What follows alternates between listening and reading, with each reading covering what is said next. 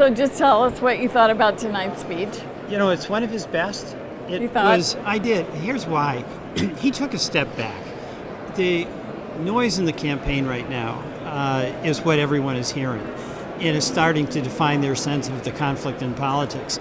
He took us back to remind us that this country has always had to address conflict, many times as bad or worse than now.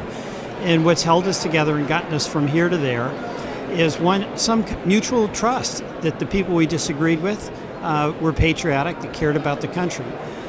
He also reminded us of the obvious, and that is that when you have a future that is full of uncertainty, fearing it is not the right way to go. Facing it is the only way to go.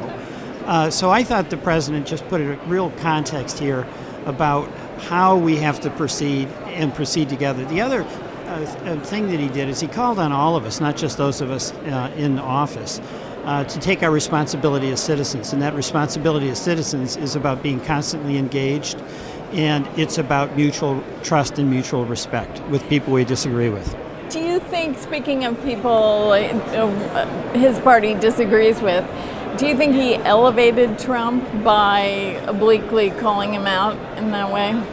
No, I think he really did not. I mean, what Trump is selling, a lot of people are buying right now. But I think what he pointed out was that what has made America great, in fact, is not what Trump is selling. It's facing the future, it's not denying it, it's acknowledging our diversity and embracing it, not categorizing people and dismissing them because of their religion or their color. No, I wouldn't necessarily want to be selling what Trump is selling right now after the president's speech. Inside the room, what felt like the biggest moment, or the moment that had the broadest support? You know, the biggest difference for me in this speech was that it was thoughtful. And there was not applause lines in that speech. And to the extent people were standing up, it was obviously more on the Democratic side.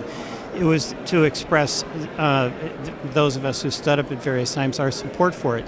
But you heard a speech today that was really intended to be a thoughtful assessment of where America is now, what our challenges are, and what we have to do to make progress.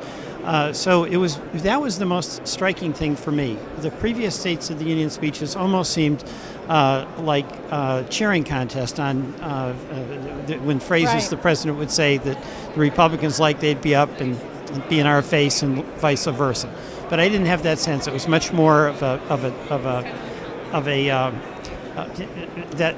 intellectual and that engaged and at times very emotional Obama, where he really showed some emotion, was on defending the importance of respecting people that are different than us. We repudiated the notion that you can do it by criticizing political correctness. We've got to accept each other.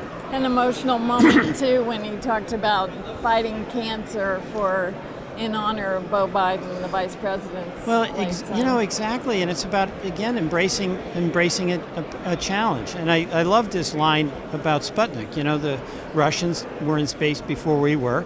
And did we respond by denying Sputnik was up there, or did we make a goal to go to the moon? And that's what we did, and that's what we accomplished. That was a crowd pleaser.